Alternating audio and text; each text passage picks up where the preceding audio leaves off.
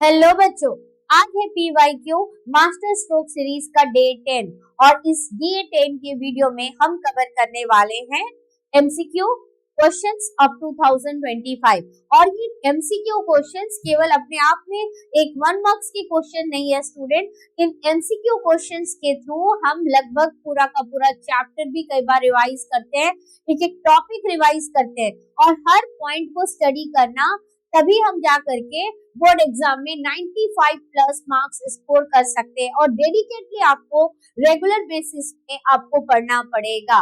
Okay, तो चलिए start करते हैं आज की क्लास, जिसमें हम डिस्कस करेंगे एमसीक्यू क्वेश्चंस। और ये एमसीक्यू क्वेश्चंस आपके 2025 के क्वेश्चन पेपर्स के हैं। और केवल एमसीक्यू क्वेश्चन, जस्ट हम क्वेश्चन और आंसर डिस्कस नहीं करते, एग्जाम में कैसे आंसर को अटेम्प्ट करना है, इसके थ्रू क्या लॉन्ग क्वेश्चन बन सकते हैं, इसके थ्रू और एक्स्ट्रा क्या क्वेश्चन बन सकते हैं, हम ये भी अपने वीडियो में डिस्कस करते हैं, ताकि आपका कोई भी एरिया, कोई भी क्वेश्चन, कोई भी आंसर आपका मिस ना हो पाए। ओके, तो चलिए स्टार्ट करते हैं with question number 1 of today series.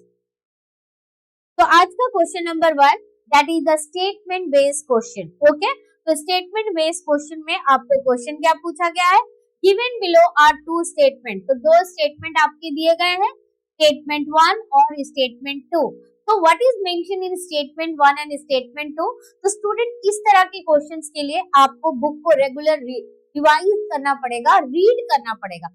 Reading habit आपको डेवलप करनी पड़ेगी, तब जाकर के आप इस तरह के स्टेटमेंट बेस्ड क्वेश्चन जो आते हैं उनको प्रॉपर तरीके से कर पाएंगे। क्योंकि इन स्टेटमेंट बेस्ड क्वेश्चन में आपको डायरेक्ट क्वेश्चन नहीं होता, आपको चॉइस करना पड़ता है कि यहाँ आपको बोला गया आपको ट्रू स्टेटमेंट है या फॉल्स स्टेटमेंट है, ये आपको आइडेंटिफाई करना पड़ेगा। और इस तरह के क्वेश्चंस अगर आप रेगुलर बेसिस पे करेंगे, आपका कॉन्सेप्ट सही रहेगा, तो आप डेफिनेटली आपके मार्क्स इस क्वेश्चन से कहीं नहीं जाएंगे। ओके, तो चलिए पढ़ते हैं पहला statement, that is Mikhail Gorbachev who had become the general secretary of the Communist Party of the Soviet Union. So when did Mikhail Gorbachev become the general secretary of the Communist Party of Soviet Union? So he became the general secretary of the Communist Party of Soviet Union in 1985. तो अब आपको ये identify करना है कि yes this 1985 is correct और not correct. Okay, and sought to reform the Soviet system. Okay, ये हो गया पहला statement. What is the second statement? Gorbachev's decision to normalize relation with whom? With the West and democratize and reform the Soviet Union had some other effects that neither he nor anyone else intended or anticipated. यानी कि Gorbachev ने जो relations जो establish किए, यानी कि waste के साथ क्या था 1985 के पहले तक, यानी कि गोर्बाचेव के जो है आप जनरल सेक्रेटरी जो है बनने के पहले तक सोवियत यूनियन का वेस्ट के साथ में रिलेशंस नॉर्मलाइज नहीं था। दोनों के बीच में डिस्प्यूट, कॉन्फ्लिक्ट, आइडियोलॉजिकल वार एक चल रहा था। लेकिन गोर्बाचेव के आने के बाद उन्होंने रिलेशंस क्या करने की कोशिश की, नॉर्मलाइज करने की कोशिश की। और सोवियत यूनियन जो कि वन पार्टी डोमिनेशन था, यहाँ पर डेमोक्रेसी की कमी थी, lack of democracy, lack of freedom of speech. तो सोवियत यूनियन में उन्होंने ये सारी चीजें करने की कोशिश की, सिस्टम को डेमोक्रेटाइज करने की कोशिश की। लेकिन इसका आउटकम जो हुआ had some other effect that neither he, यानी कि जो आउटकम आया, यानी हम जो काम करेंगे, जैसे मैं आज आप लोगों के लिए ये जो वीडियोस लेकर आ रही हूँ, ये वीडियो के पीछे क्या हमारा एम है कि हमारे जो स्टूडेंट है वो 95% मार्क्स स्कोर करे, राइट। यानी हम पॉजिटिव सोचकर लेकर आ रहे हैं ये वीडियो को। लेकिन कई बार चीजें क्या होती है कि हम अच्छा सोचकर करते हैं काम, जरा सा कुछ ना कुछ गड़बड़ हो जाता है। तो ऐसा तो हमने प्रेडिक्ट नहीं किया, लेकिन अगर ऐसा हो जाए तो वो हमारे सपनों के परे, हमारे सोच के परे। तो सेम क्या ऐसा ही गोर्बाचेव के साथ में हुआ था।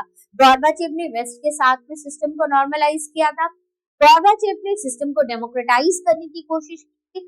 लेकिन उसका जो आउटकम आया, ना ही वो गोर्बाचेव ने सोचा था, ना ही किसी और ने सोचा था। तो क्या दोनों स्टेटमेंट सही है या फिर दोनों में से केवल एक स्टेटमेंट सही है और एक गलत है? तो कौन सा स्टेटमेंट, अगर दोनों में से कोई एक सही है तो कौन सा स्टेटमेंट करेक्ट है और कौन सा स्टेटमेंट फॉल्स है, आपको ये आइडेंटिफाई करना पड़ेगा। अब इसके लिए आपके पास ऑप्शंस क्या अवेलेबल है? ऑप्शंस है that both statement 1 and 2 are true, क्या दोनों स्टेटमेंट करेक्ट है या नहीं है। both statement that is 1 and 2 are false, या दोनों ही false है। क्या गोर्बाचेव, जो मिखाइल गोर्बाचेव है, वो सोवियत यूनियन के सेक्रेटरी जो है, जनरल सेक्रेटरी 1985 में नहीं बने थे, क्या बने थे? अब आपको आइडेंटिफाई करना है। अगर 1985 में बने तो डेफिनेटली आंसर ट्रू होगा, राइट। और अगर नहीं बने तो आंसर क्या होगा? फॉल्स होगा। और नेक्स्ट क्या है? ऑप्शन सी बोल रहा है statement 1 is true and but statement false. And next is question number option number D, statement 1 is false and but the statement true, right. तो अब आपको आइडेंटिफाई करना है। तो स्टूडेंट ये जरूर आपके लिए रिकॉर्डेड वीडियो है, ये ध्यान दीजिएगा। लेकिन जब भी आप इसका आंसर करेंगे तो आप कोशिश कीजिए कि चैट बॉक्स में आप इसका आंसर करें और उसके बाद अपने स्कोर को चेक करें और बाद में आप इससे रिलेटेड नोट्स कवर कीजिएगा।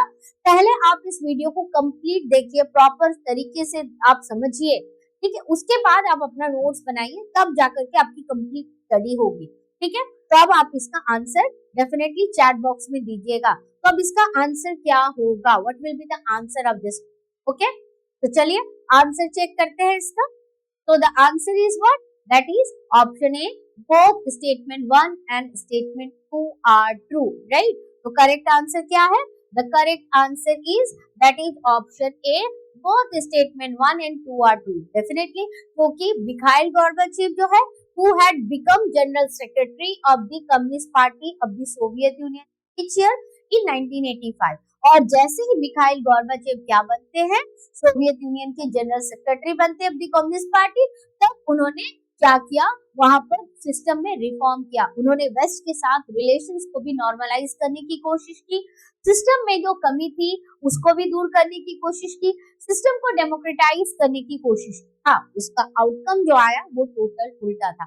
इससे सिस्टम स्ट्रांग होना था, लेकिन गोर्बाचेव की रिफॉर्म पॉलिसी को ही अपने आप में एक तरीके से जिम्मेदार माना जाता है, one of the causes behind the disintegration of the USSR. Okay, अब चलते हैं क्वेश्चन नंबर 2 में। Now question number 2, which one of the following symbolize the division between the capitalist and the communist world? तो कौन सा ऐसा particular जो चीज है जिसकी वजह एक सिंबल के रूप में खड़ा होता है? किसके सिंबल के रूप में खड़ा होता है? That is the division between the capitalist bloc and the socialist bloc. That is the division between the communist bloc or the socialist bloc or the capitalist bloc. ठीक है, तो कैपिटलिस्ट ब्लॉक और कम्युनिस्ट वर्ल्ड के बीच में कौन सा ऐसा चीज था जो एक सिंबल के रूप में खड़ा था? क्या वो गल्फ वार था? नंबर 2 दैट इज बी, क्या वो ये बर्लिन वॉल है? Number C that is the First World War and number D that is the Second World War. Option है ये सारे, option A B C. A Gulf War, B Berlin Wall, C First World War and D Second World War. तो आप एक बार time period देख लीजिए कि फर्स्ट वर्ल्ड वॉर का टाइम पीरियड क्या है? 1914 से 1918 का टाइम पीरियड है। भाई तभी तो 1917 सोवियत यूनियन बनी थी, तो फर्स्ट वर्ल्ड वॉर तो इसका आंसर नहीं होगा, राइट। अब उसके बाद में सेकेंड वर्ल्ड वॉर 1939 से 1945 का टाइम पीरियड है। एंड कोल्ड वॉर का बिगनिंग कब से होता है बच्चों? कोल्ड वॉर का बिगनिंग होता है 1945 से। ओके, तो अब आपको ऑप्शन 2 बच गया, that is the gulf war और द बर्लिन वॉल। ठीक है, तो फर्स्ट गल्फ वॉर 1990s में हुआ था। अब बात करते हैं नेक्स्ट ऑप्शन आपके पास क्या रह गया, that is the Berlin wall. I hope कि आपने आंसर तो गेस कर लिया होगा, राइट। अगर गेस कर लिया तो चैट बॉक्स में दे दीजिए आंसर, मजा आएगा आपको भी इस क्लास को, रिकॉर्डिंग क्लास को लाइक लाइव क्लास करने के लिए। ठीक है, चलिए चेक करते हैं आंसर। तो the correct answer is that is the Berlin Wall, right. Correct answer क्या है? बर्लिन वॉल है। So the Berlin Wall was symbolize the division between the capitalist and the communist world. और ये जो point है आपके book में chapter के फर्स्ट पेज में दिया हुआ है, राइट। जहां पर आपका फर्स्ट चैप्टर शुरू हो रहा है, the end of the bipolarity, first page में आपको ये सारे पॉइंट मिल, सब कुछ आपकी किताब में अवेलेबल है, बस आपको पढ़ना है, राइट। तो the Berlin Wall symbolize the division between the capitalist and the communist world. अब बात करते हैं इससे रिलेटेड और किन किन पॉइंट पर क्वेश्चन बन सकता है, वो भी आपको पता होना चाहिए। तो बर्लिन वॉल के बारे में जब हम बात कर रहे हैं, ये कब बना? इट वॉज बिल्ट 1961 और जब बर्लिन वॉल बना तो it separate East Berlin from West Berlin, ठीक है। तो ईस्ट बर्लिन को यानी इसने पूरे जर्मनी को ईस्ट और वेस्ट में डिवाइड कर दिया था, ठीक है। ईस्ट और वेस्ट में डिवाइड कर दिया था। ईस्ट जो है that become the supporter of the socialist world, यानी कि सोशलिस्ट ब्लॉक को ज्वाइन कर लिया था, और वहीं पर वेस्ट जो है they become the symbol of the capitalist block, ठीक है। इस तरह से दो पार्ट में डिवाइड हो गया था। तो when did the Berlin wall build? Berlin wall build in 1961, okay. And this Berlin Wall separate East Berlin from the West Berlin, and this was more than, what was the length of this wall? इस wall का length कितना है, इस पर भी question बन सकता है। या आपको 2 मार्क्स में भी पूछ सकते हैं, 4 मार्क्स में भी पूछ सकते हैं, और एमसीक्यू में पूछ ही सकते हैं। आपको पॉइंट दे दिया जाएगा, identify the correct statement, question बन गया, राइट। तो built in 1961 to separate what? East Berlin from the West Berlin, and these more than 150 kilometer long. So this means that what is the length of the wall? The length of the wall was 150 kilometer long wall, and this wall stood for how many years? This wall was stood for 28 years and was finally broken by whom? By the people on 9th November. Very important, ये date याद रखिएगा, 9th November 1989. And the demolition of the Berlin Wall was actually another symbol that it became the symbol of the end of the Cold War. Right? जब ये बनता है तो that is the division between the capitalist and socialist world. But when it was broken down, when it was demolished, at that time it became the symbol of what? At that time it became the symbol of the end of the Cold War. That is also very important. दो तरह से question पूछेगा कि क्या चीज, what is the symbol of the end of the Cold War? That is the demolition of the Berlin Wall. And what is the symbol of the division of the world into two power blocks? That is the capitalist bloc and the socialist bloc. That is the building of the Berlin Wall, right? And this Berlin Wall was built in which year? 1960. And these mark the demolition of the Berlin Wall, that is the breaking of the Berlin Wall, mark the unification of what? Of the two parts of the Germany and the beginning of the end of the communist bloc. And this is beginning of the end of what? Beginning of the end of the communist bloc, that is the USSR. Okay? चलिए अब अगले question. Now question number 3, it is a match the following type question. तो match the following, अब यहाँ पर जो question दिया है column A and column B, these are actually related with the meaning of that particular concept, right? For example, meaning of balance of power, B disarmament, C migration, D freedom from threat, and column B में इनके आपके meaning है। तो अब आपको इनके साथ match करना है, और मैच करने के बाद आपके ऑप्शन को इस कोड के साथ मैच करना है, ठीक है। आप यहाँ मैच करके आप अपने कोड के साथ मैच कीजिएगा, और बहुत ही ध्यान पूर्वक इसको कीजिएगा, बहुत ही केयरफुली कीजिएगा, और आंसर चैट बॉक्स में जरूर दीजिएगा, ठीक है। तो सबसे पहला पॉइंट क्या है? बैलेंस ऑफ पावर, यानी पावर को एक बराबर करना। तो कहाँ पर पावर को बराबर करना, किस चीज में हमको पावर को बराबर करना?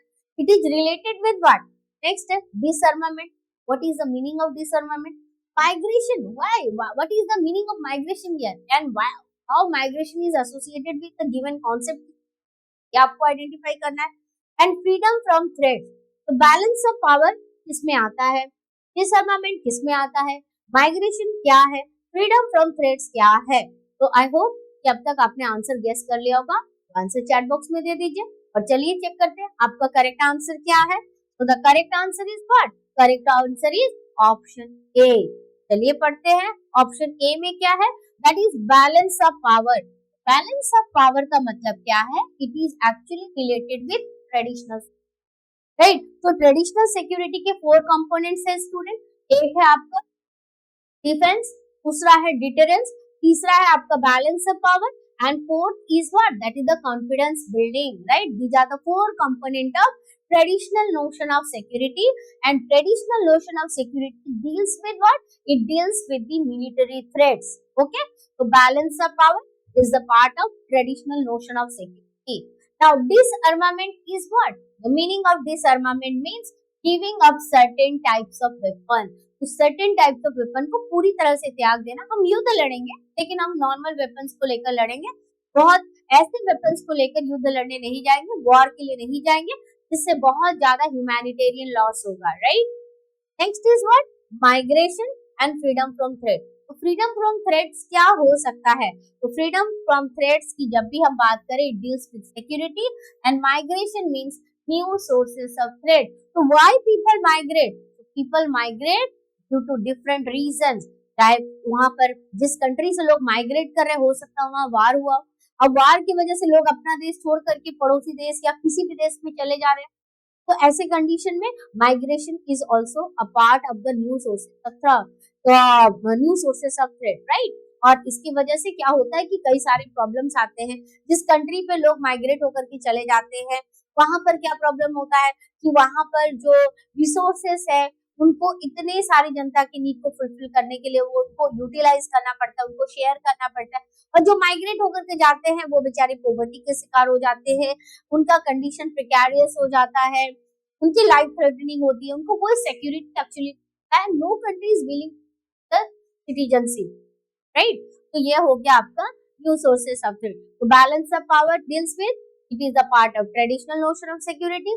डिसआर्मामेंट मतलब क्या है? Giving up certain types of weapon और kinds of weapon, okay. Migration is what, it is the new source of threat, and freedom from threats यानी कि थ्रेट से मुक्ति, यानी दैट इज सिक्योरिटी। जब सिक्योरिटी होगी, जब हमारे आसपास कोई भी ऐसा माहौल बन गया है जिससे हमें ऐसा लग रहा है कि हमारे लाइफ के ऊपर है, लेकिन अगर मान लो हमारी सेना आकर के खड़ी हो जाती है या हमारे पुलिस फोर्स आकर के हमारे साथ खड़ी हो जाती है, तो हमको लगता है कि अब हमारे ऊपर कोई खतरा नहीं है। That is freedom from threat and it comes from security, okay. Now question number 4, arrange the following in the chronological order of their happening. तो कौन सा इवेंट कब हुआ उसके बेसिस पर आपको इसे अरेंज करना है। तो आपको इन सारे इवेंट के जो डेट है, ईयर है, वो आपको याद होनी चाहिए। तो पहला आपका क्या है? इंडो चाइना वार, यानी इंडिया और चाइना का वार कब हुआ था? इंडिया चाइना का वार अगर हम देखें, इट वाज हेल्ड इन 1962। आप खुद भी कोशिश कीजिएगा कौन सा किस टाइमलाइन पर आता है। इंडिया चाइना वार कब हुआ? India first test of a nuclear device. तो इंडिया ने अपना फर्स्ट न्यूक्लियर वेपन टेस्ट कब किया था? ठीक है। इसके बाद टेररिस्ट अटैक हुआ था, कहां पर हुआ था? World Trade Center in America में हुआ था। तो terrorist attack world Trade Center in America में कब हुआ? अब आप बोलोगे कि मैम ये टॉपिक तो डिलीटेड है क्योंकि यूएस हेजेमनी में था पहले। नहीं बच्चों, ये टॉपिक आपके एनवायरमेंट वाले में, आपके सिक्योरिटी वाले में भी, वहाँ न्यू सोर्सेस ऑफ थ्रेट है ना टॉपिक। तो न्यू सोर्सेस ऑफ थ्रेट्स में जो टेररिज्म जो एज ए थ्रेट के रूप में लिया गया है, there it is mention about the attack in on the World Trade Center in America, okay. तो यानी ये अभी भी आपके सिलेबस में ये पॉइंट तो है, ओके। इसके अलावा फोर्थ है दैट इज द ABM यानी कि एंटी बैलिस्टिक मिसाइल ट्रीटी, कब हुआ था? ठीक है। तो अगर अब आप अपने से आंसर को चॉइस कीजिए, आप देखिए आपका आंसर क्या करेक्ट हो रहा है। मैं अगर बता दूं तो आप कर लोगे, मुझे पता है, ठीक है। बट आई वांट दैट आप भी करते चलिए साथ साथ इस वीडियो के, ओके। तो इंडो चाइना वार कब हुआ था? इंडिया ने अपना फर्स्ट न्यूक्लियर मिसाइल टेस्ट कब किया था? इट वाज इन 1974 में किया था when Indira Gandhi was the prime minister, okay. Terrorist attack on World Trade centre, it was in 2001 में हुआ था, 11 सितंबर में हुआ था। And the anti ballistic missile treaty ये 1907 में हुआ था। अब इसके बेसिस पर अब आप आंसर दीजिए कि what is the correct answer. चलिए चेक करते हैं करेक्ट आंसर क्या है। Correct answer is option D, that is सबसे पहले क्या आता है आपका? सबसे पहले आपका इवेंट होगा that is Indo China war 1962 के बाद में fourth number point that is the anti ballistic missile treaty 1972 में होता है। 1972 के बाद 1974 India first test of nuclear device, and number 3 terrorist attack on World Trade Center in America in 2001, and this is the anti ballistic, right. और ये आपका surface to air में direct जो है टारगेट करके इस मिसाइल को छोड़ा जाता है, and it's very dangerous, okay. इसलिए मैंने ये इमेज आपके लिए लगा दिया कि देख के विजुअल देख के बात अलग होती है ना। Now question number 5, which one among the following agreement was to cut the green house gas emission. इनमें से कौन सा एग्रीमेंट है जो वर्ल्ड ने साइन किया है to cut what, to cut the green house gas, green house gas के एमिशन को कट करने के लिए कौन सा एग्रीमेंट साइन किया? Option A Antarctic treaty, option B Kyoto protocol, option C Montreal protocol and option D Antarctic environmental protocol. What is the correct answer? चलिए check करते हैं। तो the correct answer is what? Correct answer is Kyoto protocol. तो what is Kyoto protocol? ये पूरा का पूरा मैंने पॉइंट यहाँ पर कवर किया है कि क्योटो प्रोटोकॉल क्या है, ताकि आप क्योटो प्रोटोकॉल को भी यहाँ से रिवाइज कर पाए। तो बच्चों क्योटो प्रोटोकॉल क्या है? It is actually what? It is an international agreement. ठीक है, क्योटो प्रोटोकॉल क्या है? It is an international agreement. और इस एग्रीमेंट के थ्रू क्या किया गया है? इस एग्रीमेंट के थ्रू किया गया है आपका टारगेट सेट किया गया है फॉर इंडस्ट्रियलाइज कंट्रीज। किसको टारगेट में लाया गया? Industrialise countries. तो वो कंट्रीज जो बहुत पहले से इंडस्ट्रीज है और बहुत ज्यादा, यानी कि उनके इनकम का मेन सोर्स जो है ना इंडस्ट्री से आता है। जैसे हमारे इंडिया में भी आज भी इनकम का मेन सोर्स जो है वो एग्रीकल्चर सेक्टर से आता है। ठीक है, प्राइमरी सेक्टर से आता है। ठीक है, अभी भी इंडिया में उतनी ज्यादा इंडस्ट्रीज नहीं बनी है जितने यूरोपियन कंट्रीज इंडस्ट्रीज। ओके, तो क्योटो प्रोटोकॉल का मेन टारगेट क्या है? It is an international agreement and setting target for industrialize country. Industrialize country को टारगेट सेट करना है to cut their green house gas. अब ग्रीन हाउस गैस को क्यों कट करना है, एमिशन को कट क्यों करना है? तो इससे तो ग्लोबल वार्मिंग हो रही है ना, और ग्लोबल वार्मिंग से पूरे ग्लोब को खतरा है, राइट? तो certain gases, now which gases are responsible for global warming? तो ये भी क्वेश्चन आप लिख के रख लेना। which gases are responsible? which gases are responsible for global warming? Global warming के लिए कौन से गैसेस जो है वो रेस्पॉन्सिबल है? which gases are responsible for global warming? that is carbon dioxide gas is responsible for global warming. Next is methane. Next, hydrofluorocarbon. These are the gases which are responsible for what? Responsible for global warming. तो ये MCQ में आ सकता है बच्चों, ठीक है? तो what is Kyoto Protocol? Revise कर लीजिए। That is, it is an international agreement and setting target for which type of countries? Industrialized countries. For what purpose setting target? To cut their greenhouse gas emission. Now question comes that which gases are responsible for global warming? That is carbon dioxide, methane, hydrofluorocarbons, etc. are considered at least partly responsible for global warming and the rise in global temperature which may have catastrophic consequences for life on the earth. यानी कि पूरी तरह से जान लेगी, ठीक है, हम लोगों की जान चले जाएंगे, हम लोग अलग अलग भयानक बीमारियों से पीड़ित हो सकते हैं। और इसमें मोस्ट इम्पॉर्टेंट है कैंसर, क्योंकि अल्ट्रावायलेट रेज जब इंटर करेगी तो इससे हमारे धरती पर खतरा है। ये हार्मफुल रेज है जो हमें बहुत ज्यादा नुकसान पहुंचाती है, ठीक है। Next is what? The protocol was agreed in which year? 1997। कहां पर हुआ था? क्योटो में हुआ था। क्योटो कहाँ है? जापान में। And it was based on which principle? It was based on the principle set out in UNFCCC। तो this is also one of the important point जहां से आपका क्वेश्चन बनेगा। Okay, now next question. Next question is question number 6। In the following question, a statement of what? Assertion. So the assertion and reason question। और मैंने already assertion and reason question को कैसे solve करना है आपको इनके पहले के वीडियोस में ऑलरेडी बताया हुआ है कि assertion is the statement and reason that is the reason behind that particular happening। जो भी स्टेटमेंट किया है उस स्टेटमेंट में जो मेंशन किया है उसके होने के पीछे क्या कारण है वो रीजन में दिया होता है। तो अब आपको आइडेंटिफाई करना है। तो कई बार क्या होता है कि कॉजेस दिए भी होते हैं, कई बार दोनों स्टेटमेंट करेक्ट होते हैं लेकिन वो उसको एक्सप्लेन नहीं करते, ठीक है, तो ये भी होता है। और कई बार या तो असर्शन करेक्ट होगा या तो रीजन करेक्ट होगा, दोनों में से कोई एक। तो अब पढ़ते हैं यहाँ पर क्या दिया है। तो असर्शन है the government suspended the freedom of press and implemented press censorship during the emergency in 1975। तो 1975 में क्या लगा था? इंडिया में इमरजेंसी लगी थी, नेशनल इमरजेंसी लगी थी। तो यहाँ उसी नेशनल इमरजेंसी के बारे में बोला गया है कि नेशनल इमरजेंसी जब लगी थी तो गवर्नमेंट ने क्या सस्पेंड किया था? मीडिया का फ्रीडम सस्पेंड कर दिया था and implemented what? Press censorship. What is the meaning of press censorship? Press censorship का मतलब है कि अगर आपको कोई भी न्यूज पब्लिश करना है, for that you need to take prior permission from the government, otherwise you are not allowed to publish that particular news in the okay. अब आते हैं रीजन। रीजन क्या है? So newspaper protested against censorship by showing the cartoons. Very important.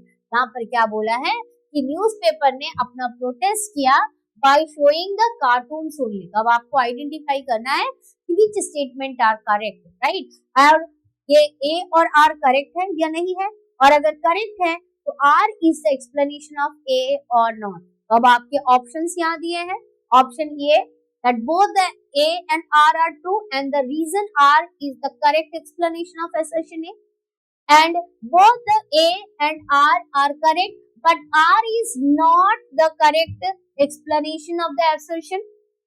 Option C, A is incorrect but R is correct. A incorrect है, R is correct है। Option D ठीक इसका उल्टा है, A is correct but R is incorrect। तो अब आपको क्या लगता है? चैट बॉक्स में आंसर दीजिए। तो the correct answer is what? कि गवर्नमेंट ने क्या किया था? गवर्नमेंट ने क्या सच में फ्रीडम ऑफ प्रेस को सस्पेंड किया था? और अगर किया था तो क्या न्यूज़पेपर ने अपने कार्टून्स पब्लिश करके उसका विरोध किया था? तो चलिए आंसर देखते हैं। तो the correct answer is option D, only A is correct and R is correct, but definitely R is incorrect. और एक चीज आपको एक ट्रिक बताते हैं, ध्यान रखिएगा जब भी अधिकतर ये, लेकिन हाँ इसके लिए आपका कॉन्सेप्ट होना बहुत ज्यादा जरूरी, क्लियर होना जरूरी है। तो जैसे कि यहाँ पर एक वर्ड लिखा है बेटा, यहाँ पर वर्ड लिखा है ओनली, तो ये याद रखना क्या केवल ओनली जो है, ओनली दे करके ही क्या केवल कार्टून्स के थ्रू ही न्यूज़पेपर ने अपना प्रोटेस्ट दिखाया था? तो जब भी ओनली लगता है तो ओनली वाले statement most of the time incorrect होते हैं। कि केवल एक ही ऑप्शन था उनके पास, क्या कोई दूसरा ऑप्शन नहीं था? कोई यूनिक स्ट्रेटेजी उन लोगों ने नहीं अपनाया था? तो भाई ऑप्शन ए तो करेक्ट है, असर्शन ए तो करेक्ट है कि गवर्नमेंट ने फ्रीडम ऑफ प्रेस को सस्पेंड किया था, इंप्लीमेंट किया था प्रेस ड्यूरिंग इमरजेंसी 1975, और इसके अगेंस्ट में उस पेपर ने प्रोटेस्ट तो किया था, लेकिन प्रोटेस्ट करने के लिए उन लोगों ने केवल कार्टून्स पब्लिश नहीं किए थे, बल्कि कैसे प्रोटेस्ट किया था उन लोगों ने, यानी कि जिन न्यूज़पेपर ने, जो कि आपका Indian Express and the Statesman जो है, they protested against the censorship by leaving blank spaces. जहां पर खाली जगह, न्यूज़पेपर का पूरा पेज खाली रख दिया उन लोगों ने, या फिर कुछ ऐसे प्लेसेस जहां पर वो गवर्नमेंट के बारे में, गवर्नमेंट के अगेंस्ट लिखना चाहते थे, ट्रुथ लिखना चाहते थे, सच्चाई जनता तक पहुंचाना चाहते थे, लेकिन गवर्नमेंट उसके लिए परमिशन नहीं देगा, इसलिए उस पर्टिकुलर पार्ट को उन्होंने ब्लैंक रख दिया। ठीक है, अब इसके अलावा और भी एक पॉइंट है, that is the some of the magazines. तो यहाँ पर दो मैगजीन के नाम है, एक आपका है द सेमिनार मैगजीन और दूसरा है द मेन स्ट्रीम। एक है मैगजीन जिसका नाम है सेमिनार और दूसरा है द मेन स्ट्रीम। इन लोगों ने प्रेस सेंसरशिप में अपने आप को सबमिट करने के बदले ये सोचा कि क्यों ना हम शट डाउन कर दें। ठीक है, तो इन लोगों ने अपना जो प्रेस है, यानी कि मैगजीन के जहाँ प्रिंटिंग होती है, उन सबको शट डाउन कर दिया rather than surrender और rather than submit to the emergency or press censorship. Okay, and many journalists जो है were arrested for writing against the emergency, और कई सारे जर्नलिस्ट जो गवर्नमेंट के अगेंस्ट में लिख रहे थे, उन लोगों को क्या किया गया? उन लोगों को सस्पेंड कर दिया। ओके, तो ये आई होप कि क्लियर हो गया होगा। अब अगला question, now question number 7, choose the correct statement about what? About India's nuclear policy from the statement given below. तो यहाँ पर जितने स्टेटमेंट दिए हैं उनमें से आपको क्या आइडेंटिफाई करना है? The correct statement about what?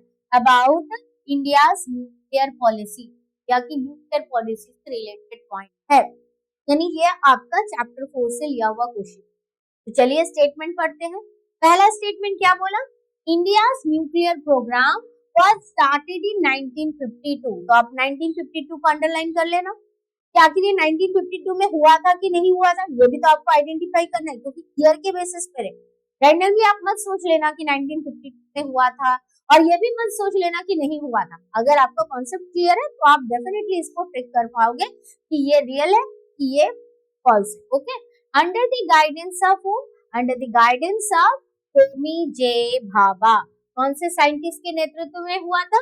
Under the guidance of Homi J Bhabha. Okay, now second statement देखते हैं। India was in support of NPT. What is this NPT? Nuclear non proliferation treaty. NPT का मतलब क्या है? Nuclear non proliferation treaty.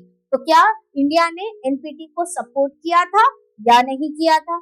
Option C, that now India has made it clear that the policy of no first use can be reviewed। कि India जो है, इन्होंने ये सोचा है कि अपना जो नो फर्स्ट यूज वाला पॉलिसी है उसको रिव्यू करेगी।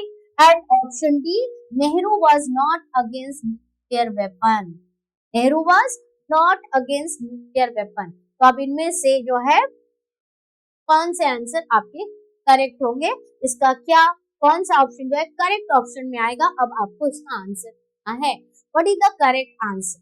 चलिए आंसर चेक करते हैं। दैट इज कि now India has made it clear that the policy of no first use can be reviewed। तो आपको कौन सा स्टेटमेंट आइडेंटिफाई करना था? आपको करेक्ट स्टेटमेंट आइडेंटिफाई करना था। तो यहाँ पर आपके जो बाकी के जो 3 स्टेटमेंट थे वो सारे के सारे इनकरेक्ट है। ये भी इनकरेक्ट है, ये भी इनकरेक्ट है। करेक्ट खोजना है, ठीक है। तो अगर हम बात करें इंडियाज न्यूक्लियर प्रोग्राम स्टार्टेड, तो it is end of the 1940s, end of the 1940s के एंड के तरफ पे था, under the guidance of Homi J Bhabha. India was in support? No, India was not in support. यहाँ पर नॉट इन सपोर्ट आएगा। India ने कभी भी एनपीटी को सपोर्ट नहीं किया। एनपीटी के अलावा इंडिया ने सीटीबीटी को भी रिजेक्ट किया है, कॉम्प्रिहेंसिव टेस्ट बैंड ट्रीटी को भी रिजेक्ट किया है, और एनपीटी जो कि 1968 के बाद लाया गया उसको भी इंडिया ने साइन करने से मना कर दिया, ठीक है। इसके अलावा Nehru was not against, no, Nehru was against में थे। Nehru was against the nuclear weapon. Nehru जो है वो न्यूक्लियर एनर्जी को जनरेट करना चाहते थे for the peaceful purpose, not for the war purpose, not for generating और डेवलपिंग द वेपन्स, ठीक है। तो ये सारे इनकरेक्ट है। करेक्ट स्टेटमेंट क्या है?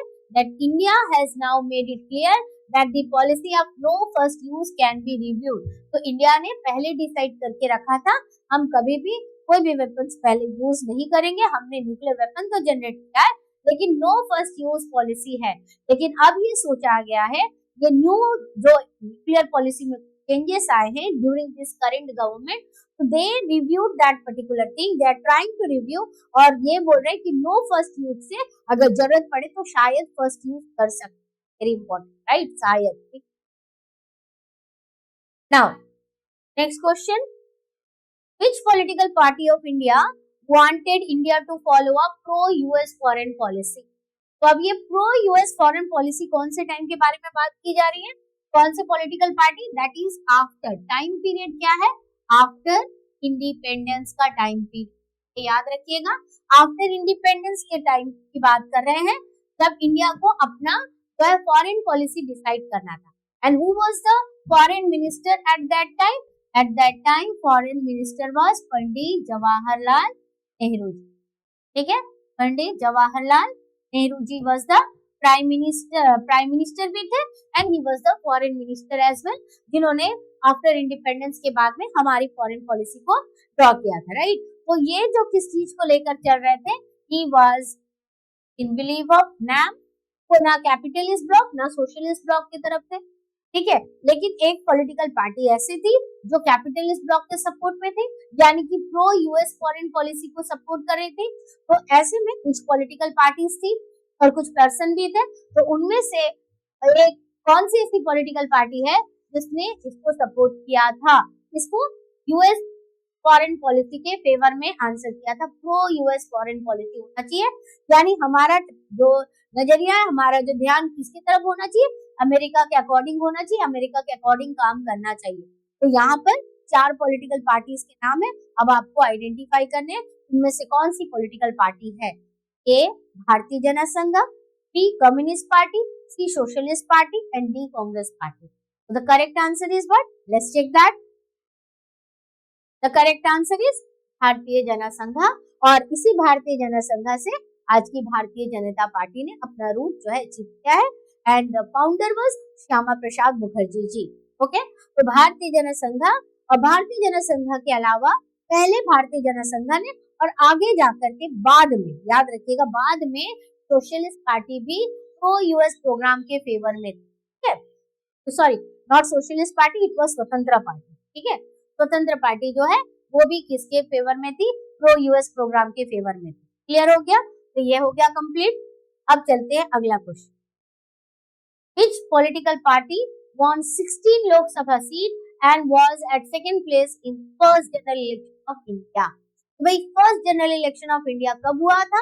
First general election of India was held in 1952 में भारत का पहला जनरल इलेक्शन हुआ था। ओके, और फर्स्ट जनरल इलेक्शन में more than 50 political parties participated, लेकिन एक पॉलिटिकल पार्टी जो मेजोरिटी में आई that was the Congress party.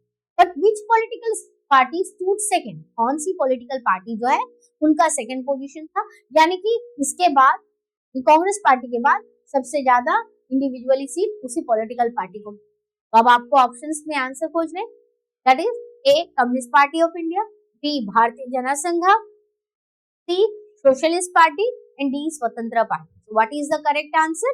Correct answer is what? Let's check that. Correct answer is Communist Party of India stood second और कितने seat मिले थे? 3 seat मिले थे। 16 seat Lok Sabha, right? 16 Lok Sabha seats. Clear? Now the next question. Choose the correct full form of the EVM. Very easy question, right? ऐसे एक दो question आपको मिलेंगे, सारे क्वेश्चन आपको इतने इजी नहीं मिलेंगे। ओके, तो आई होप कि जितने बच्चे भी आंसर देंगे चैट बॉक्स में उन सभी का आंसर करेक्ट तो होना चाहिए। तो A electric voting machine, B easy voting machine, electronic voting machine and D election voting machine. What is the correct answer? Let's check the correct answer. Correct answer is electronic voting machine and this is that electronic voting machine. इस पे भारत में है, तो भारत में पहली बार electronic voting machine का use 1990s के टाइम पे किया गया था, बट इन 2004 यानी कुछ इलाके पे इसकी टेस्टिंग हुई थी, लेकिन पूरे एंटायर कंट्री में पहली बार ईवीएम का यूज 2004 में हुआ।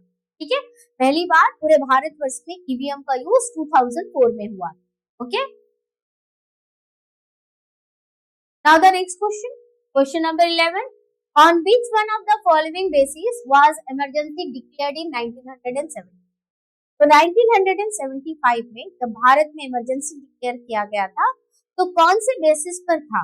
What was the ground of the declaration of emergency at that time? So it was option A is that internal disturbances, option B external threat, option C armed rebellion, option D external aggression. What is the correct answer? कौन से ground पे emergency declare की गई 1975 में? That is internal disturbance, right? तो 1975 में on the ground of internal disturbance basis पर emergency declare की गई थी। और आर्टिकल कौन सा था? Under which article it was imposed? So it was imposed under article 352 of the constitution, under article 352 of the Indian Constitution. तो under the provision of this article, आखिर इस आर्टिकल में क्या लिखा गया और इमरजेंसी हटने के बाद इस आर्टिकल में भी चेंज किया। ठीक है, क्योंकि 1975 में जब इमरजेंसी लगी थी तब आर्टिकल 352 में केवल ये बोला गया था कि इंटरनल डिस्टर्बेंसेस के ग्राउंड पर, और या तो जब एक्सटर्नल थ्रेट होगा यानी कि जब कोई बाहरी कंट्री हमारे देश पर अटैक करेंगे तब आप नेशनल इमरजेंसी लगा सकते हो। ऐसे एक सिंपल सा क्लॉज था कि हम नेशनल इमरजेंसी कब लगा सकते हैं। So under the provision of this article the government could declare a state of emergency. The government could what? Declare a state emergency on what ground? On grounds of external threat और a threat of internal disturbance. Internal disturbances के basis पर और external threat के basis. ठीक है। लेकिन और ये पहली बार ऐसा हुआ था भारत में, पहली बार के एक ही बार ऐसा हुआ कि आर्टिकल 350 के इंटरनल डिस्टर्बेंसेस के ग्राउंड के बेसिस पर, प्रोविजन के बेसिस पर भारत में इमरजेंसी लगाई गई। लेकिन 1975 का जब ये इमरजेंसी जब खत्म होता है उसके बाद इस आर्टिकल 352 में चेंजेस किए। Now question number 12, in which now question number 12, in which country was an Australian mining company WMC opposed? ठीक है, तो ऑस्ट्रेलियन माइनिंग कंपनी, ठीक है, जिसका पूरा नाम क्या है, वेस्टर्न माइनिंग कॉर्पोरेशन, राइट। तो कहां पर जो है, कौन से कंट्री पे WMC को अपोज किया गया? Singapore, Philippines, Thailand and Japan. तो कहां पर वेस्टर्न माइनिंग कॉर्पोरेशन को जो है अपोज किया गया, इसे अगेंस्ट में लोगों ने खड़े होकर के विरोध किया। तो वो कौन से ऐसा देश था जहां पर इनको प्रोटेस्ट फेस करना पड़ा? So the correct answer is what? Correct answer is Philippines. Okay, now question number 13, again statement based question. The collapse of the Second world, okay, the collapse of the Second world of the Soviet union and the socialist system in Europe had no profound consequences for world politics। तो यहाँ पर क्या बोला है कि Soviet union की जो disintegration हुआ था उसका जो है पूरे वर्ल्ड के पॉलिटिक्स पे कोई बहुत ज्यादा इम्पैक्ट नहीं हुआ था। और स्टेटमेंट 2 क्या बोलता है? The end of the Soviet block mean the emergence of many new countries. Statement 2 बोलता है सोवियत यूनियन का खत्म होने का मतलब क्या है? कई सारे नए कंट्रीज आए and all these countries had their own independent aspiration choices. पहले ये सारे कंट्रीज किसके अंडर में थे? यूएसएसआर के अंडर कंट्रोल में थे, है ना, यूएसएसआर बन करके थे, उनके साथ थे, लेकिन वहां पर रशिया का डोमिनेशन। लेकिन जब यूएसएसआर खत्म हो गया ये सारी नई कंट्रीज जो है इंटरनेशनल पॉलिटिक्स में सामने आए और ये एक इंडिपेंडेंट नेशन थे और इनके खुद के एस्पिरेशन एंड चॉइसेस थे। तो अब आपको कौन सा स्टेटमेंट करेक्ट लगता है, कौन सा इनकरेक्ट लगता है, या दोनों ही स्टेटमेंट करेक्ट है या दोनों ही इनकरेक्ट है, क्या लगता है? तो आंसर चैट बॉक्स में जरूर दीजिएगा and we will check the answer. Correct is that is option D, statement 1 is false but statement 2 is true, right. Statement 2 is true क्योंकि स्टेटमेंट 1 तो गलत होगा क्योंकि स्टेटमेंट 2 से ही आप स्टेटमेंट 1 को जस्टिफाई कर सकते हैं। भाई जब किसी पर्टिकुलर बॉडी का रीजनल पार्ट का अगर वो डिसइंटीग्रेट हो रहा है, जब वो एक यूनाइटेड बॉडी बन करके एक साथ काम कर रही है, एक यूनियन के रूप में काम कर रही है, और जब वो डिसइंटीग्रेट हो रहा है तो डेफिनेट उसका जो है अलग अलग जब पार्ट डिवाइड हो रहा है, यानी कि यूएसएसआर जब अलग अलग छोटे छोटे कंट्रीज में डिवाइड हो गया बाद में, तो वर्ल्ड लेवल में तो कई सारी कंट्रीज आ गई, कई सारी इंडिपेंडेंट कंट्रीज आ गए, सोवरेन कंट्रीज आ गए। अब वो अपनी पॉलिसीज को खुद प्लान करेंगे, दे विल डिसाइड देमसेल्फ कि वो सोशलिस्ट ब्लॉक के साथ रहना चाहते हैं या सोशलिस्ट आइडियोलॉजी को लेकर चला है। याद रखिए सोशलिस्ट ब्लॉक खत्म हो गया, लेकिन सोशलिस्ट आइडियोलॉजी को तो लेकर कंटिन्यू कर सकते हैं, सोशलिस्ट आइडियोलॉजी को तो कंटिन्यू कर सकते हैं। तो अब वो कौन सा सिस्टम को कंटिन्यू करना चाहते हैं? They wanted to be privatization, जहां पर हम प्राइवेटाइजेशन करेंगे, जहां पर हम यूएस के कैपिटलिस्ट आइडियोलॉजी को कंटिन्यू करेंगे, या फिर हम state control system socialist ideology को कंटिन्यू, ये हमारा खुद का चॉइस है, ठीक है। और इसका वर्ल्ड पर तो इम्पैक्ट होगा, क्योंकि समय यूगोस्लाविया था, यूगोस्लाविया बोलकर कोई कंट्री नहीं है, यूगोस्लाविया तो कई सारे कंट्रीज में डिवाइड हो गई, चेकोस्लोवाकिया बढ़ गया, ठीक है।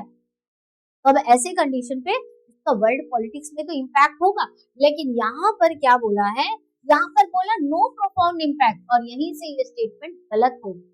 द प्रोफाउंड कॉन्सिक्वेंस था on the world politics. Okay, तो ये हो गया आपका answer. Okay, now the next question, which one of the following republics was a party to declare that Soviet Union was disbanded? तो कौन सी रिपब्लिक ने ये डिक्लेयर किया था कि सोवियत यूनियन डिसबैंड हो? अब आप कंट्रीज को आइडेंटिफाई कीजिए, A Lithuania, B Belarus, C Armenia and D is what? D is Georgia. So what is the correct answer? चलिए चेक करते हैं। The correct answer is Belarus. Okay, so in December 1991 under the leadership of Yeltsin, Yeltsin का पूरा नाम Boris Yeltsin, Russia, Ukraine and Belarus, very important, कौन से 3 major republics ने ये कहा था, declare that Soviet Union disbanded, तो यहाँ पर आएगा Russia, Ukraine and Belarus, 3 major republics of the USSR, इन्होंने डिक्लेयर किया था that Soviet Union was disbanded, ठीक है। और यहाँ पर आपका बेलारूस है, ये आपके नहीं है, तो इसके अलावा रशिया और यूक्रेन भी आएगा and option is the correct one. Now question number 15, who among the following believe that India should be more friendly with the bloc led by the US? जैसे कौन थे जो ये बिलीव करते थे कि इंडिया को यूएस ब्लॉक से ज्यादा दोस्ती रखनी चाहिए at the time of formulation of India's foreign policy? तो अभी हमने इस तरह का एक क्वेश्चन पहले पढ़ा, वहां पर हमने पॉलिटिकल पार्टी का नाम पढ़ा था। अब यहाँ पर उस लीडर को आइडेंटिफाई करना है जो ये चाहते थे कि भारत जो है at the time of formulating it's foreign policy ये यूएस से ज्यादा फ्रेंडली होना चाहिए। वो लीडर में से कौन से लीडर होंगे, आइडेंटिफाई कीजिए। A Sardar Patel, B B R Ambedkar, C J P Narayan and D Lal Bahadur Shastri. कौन से होंगे? Correct answer doctor B R Ambedkar. और इसके अलावा कौन सी पॉलिटिकल पार्टी, तो ऑलरेडी हमने पढ़ा Bharatiya Jana Sangh. Okay, now question number 16, the book limits to growth deals with which one of the following problem? तो आप बोलोगे मैम बुक कहां से आ गई, बुक तो है आपके, बुक के नाम तो है आपके बुक में, तो आपको ऐसे बुक के नाम तो पढ़ने पड़ेंगे, ठीक है। तो ये हमारा जो एनवायरनमेंट टॉपिक है, एनवायरमेंटल पॉलिटिक्स वाला तो चैप्टर है, वहां से ये लिया हुआ है कि लिमिट टू ग्रोथ जो है वो किस चीज से डील करती है, ठीक है। इसलिए मैं बार बार बोलती हूँ वाईक्यू को सॉल्व करेंगे तब आप इंटरनल एरिया जो है बुक के वहां पर एंटर करोगे और आपको पता चलेगा कि ये भी पॉइंट यहाँ से है, और इसके लिए आपको जितना ज्यादा हो सके एमसीक्यू सॉल्व करना है। ओके, एमसीक्यू और साथ ही साथ पीवाईक्यू कि लॉन्ग क्वेश्चन, शॉर्ट क्वेश्चन किस तरह से पूछे जाते हैं ये तो आपको पता होना चाहिए, ठीक है। तो यहाँ पर ऑप्शंस है, A exploitation of resources, B deforestation, C growing population and D hole in the ozone layer. अब किसने पब्लिश किया, एक गेस करके आंसर दे देना अगर आपको नहीं पता है, और पता है तो करेक्ट आंसर दीजिएगा। चलिए चेक करते हैं answer. The correct answer is growing population. This particular book which is named as Limit to Growth deals with what? Growing population। अब इस बुक के बारे में कहां से दिया गया है, क्या है? तो द क्लब ऑफ रोम जो है a global think tank है। Club of Rome is what? Club of Rome is a global think tank published a book in 1972। Club of Rome जो कि एक ग्लोबल थिंक टैंक है जिसने ये book publish किया था 1972 में, and it was entitled as limits to growth, okay, dramatising the potential depletion of the earth resources against the backdrop of what? Against the backdrop of rapidly growing world population. Okay, तो कहां पर कौन से साल में आया book, ये भी हमने पढ़ा, किसने पब्लिश किया था ये भी पढ़ा। यहाँ से एक क्वेश्चन बनेगा, what is the club of Rome? Club of Rome क्या है? क्लब ऑफ रोम जो है it is a global think tank. तो among the following which is a global think tank, ठीक है, among the following which is a global think tank आपको question दे देगा, आपको ऑप्शंस दे देंगे। तो the club of Rome is what? The club of Rome is a global think tank, और इसने 1972 में एक बुक पब्लिश किया था, उस बुक का नाम क्या है? Limits to Growth, and that book is dealing with what? Growing population. Okay. Now question number 17, again statement based question. So there were sections of Soviet society which felt that Gorbachev should have moved much faster and were disappointed and impatient with his method. एक पहला statement क्या बोल रहा है? That there were sections of Soviet society, यानी कि Soviet society पे तो ग्रुप है, एक ग्रुप क्या सोचता है? एक ग्रुप ये सोचता है that Gorbachev should have move much faster, तो बहुत तेजी से चलना चाहिए, एंड वो डिसअपॉइंटेड एंड इम्पेशेंट कि गोर्बाचेव जो भी रिफॉर्म कर रहा है वो तो धीरे धीरे कर रहा है, ठीक है, तो उसको और स्पीड रिफॉर्म करना चाहिए था, तो स्पीड नहीं है रिफॉर्म, इसकी वजह से क्या हो गया कि लोग इम्पेशंस हो गए, ठीक है।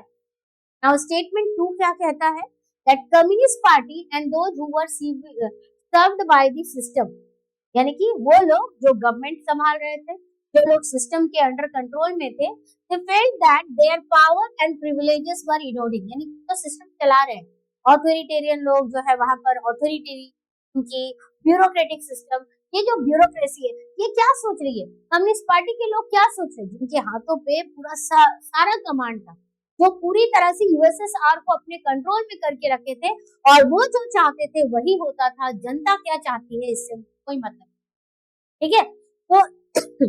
तो communist party and those who were served by the system, ठीक है, they felt that their power and privileges were eroding and Gorbachev जो है was moving too quickly, Gorbachev बहुत तेजी से आगे बढ़ रहे हैं। तो यहाँ पर टू ग्रुप ऑफ पीपल हो गया, एक कहता है कि Gorbachev बहुत स्लो जा रहे हैं, उनको और तेजी से जाना चाहिए, तो दूसरी तरफ एक वो ग्रुप है जो कि कम्युनिस्ट पार्टी हार्डलाइनर लोग हैं, जो कि कम्युनिस्ट पार्टी के अपने कमांड से कंट्रोल कर रहे हैं पूरे सिस्टम को, उनका क्या मानना है कि उनका पावर और प्रिविलेजेस जो है Gorbachev के ये जो रिफॉर्म पॉलिसी की वजह से वो इरोड हो रहा है, और Gorbachev बहुत तेजी से आगे बढ़ रहे हैं, जबकि Gorbachev को इतनी तेजी से आगे नहीं बढ़ना चाहिए, राइट।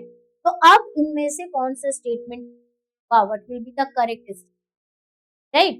तो बोथ स्टेटमेंट, अब both statement are true, both statement are false, और उनमें से कोई एक ट्रू एक फॉल्स हो। तो let's check the correct answer, that both statement 1 and statement 2 are true, दोनों ही स्टेटमेंट, दोनों ही तरह के सोच, यानी कि आम जनता जो शुरू से जिनको पता था, they know that system needs reform, और रिफॉर्म्स की डिमांड लेकिन वो कर नहीं पा रहे थे क्योंकि सिस्टम में डेमोक्रेटाइजेशन नहीं था, lack of freedom of speech था, वो अपनी बातों को नहीं रख पा रहे थे, तो वो चाहते थे कि रिफॉर्म होना चाहिए, और उनको ये भी पता था कि वेस्ट में लोग कितने जो है अपने नीड्स और एस्पिरेशन को फुलफिल कर पा रहे हैं, कितने डेवलप्ड हो रहे हैं, कितने आगे चल रहे हैं, लेकिन वही यूएसएसआर कितना पीछे रह जा रहा है, ठीक है। और ये सिस्टम पे रिफॉर्म चाहते थे और Gorbachev ने वही किया, लेकिन इनको लगा कि Gorbachev ने जो रिफॉर्म किया वो और तेजी से होना चाहिए था, Gorbachev ने जो भी रिफॉर्म किया वो बहुत स्लो प्रोसेस, तो वही जिनके हाथों पे पूरा कमांड था, जिनके हाथों पे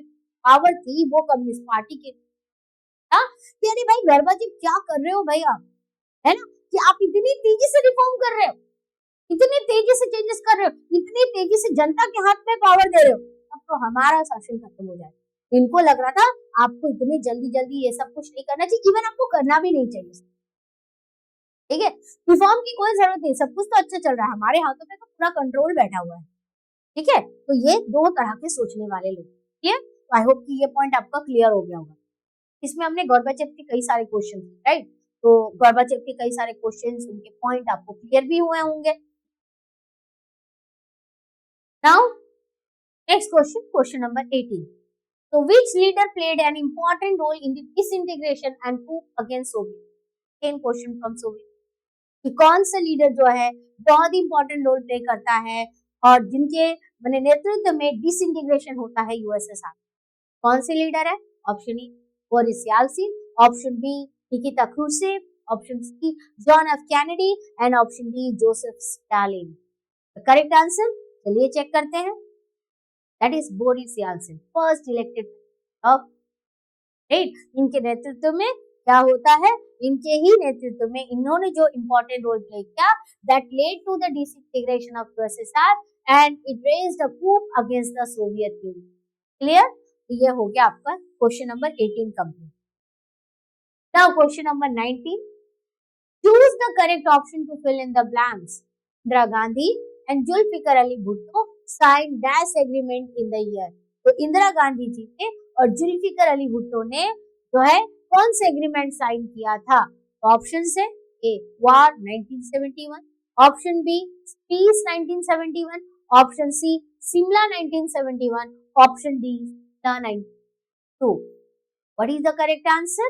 correct answer is that is Simla agreement 1972 after the Bangladesh, right. जो बांग्लादेश क्राइसिस हुआ था और बांग्लादेश की इंडिपेंडेंस स्ट्रगल में इंडिया ने जो हेल्प किया उसकी वजह से इंडिया को पाकिस्तान के साथ लड़ना पड़ा एंड 90,000 सोल्जर्स जो है विद इन 10 डेज के अंदर में जो है आपके ढाका में सरेंडर करते हैं और उसके बाद फिर बांग्लादेश का फॉर्मेशन है।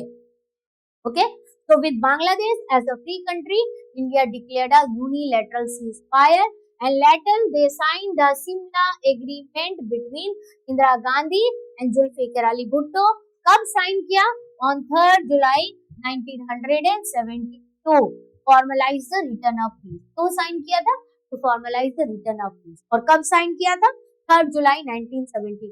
किसके बीच में साइन हुआ था? इंदिरा गांधी एंड जुल्फिकार अली भुट्टो। तो सिमला एग्रीमेंट के सारे पॉइंट हमने कंप्लीट किया। Now the next agenda 21 contains the list of what is this agenda 21? अगर आपको ये याद होगा तो आप ये क्वेश्चन का आंसर कर पाओगे। That is option A global commons, option B development practice, option C polluting practices, option D develop country. Agenda 21 contains a lead of what? चलिए चेक करते हैं। It contains a list of what? Development practices. ये कौन सा list contain करता है? It contains the list of development practice. So the Rio Summit produced convention dealing with climate change. ठीक है? तो Rio Summit, which is known as the first Earth Summit, जो कब हुआ था? 1992 में हुआ था. And under this summit क्या होता है? In this first Earth Summit, produce convention dealing with what? ऐसे कन्वेंशंस लेकर के आते हैं जो किससे डील करेगी? क्लाइमेट चेंज से, बायोडाइवर्सिटी से, फॉरेस्ट्री से, and recommended a list of development practices called the agenda 21। तो व्हाट इज एजेंडा 21? उस क्वेश्चन का आंसर भी यहाँ पर हो गया। ओके, तो आई होप कि ये पूरा का पूरा क्वेश्चन आपको समझ में आया होगा, पूरा सेशन आपको क्लियर हो गया होगा। अगर कोई डाउट रहे तो डेफिनेटली आप कमेंट सेक्शन में मुझे लिख सकते हैं और आने वाले वीडियोस में हम बाकी जितने भी PYQs है, कुछ सब टॉपिक्स जो हैं उनको भी हम डिस्कस करेंगे। ओके स्टूडेंट, हैप्पी लर्निंग, अच्छे से पढ़िए और अपने बोर्ड में अच्छे मार्क्स लाने की तैयारी कीजिए। ठीक है, एक दिन आगे अगर पढ़ोगे ना, एग्जाम के एक दिन आगे, तब आप इतना कुछ नहीं करते। हर दिन छोटे छोटे टुकड़ों में पढ़ाई कीजिए और उसको कंप्लीट करते चलिए, तब जाकर के ही आपको सफलता मिलेगी। Okay student, bye and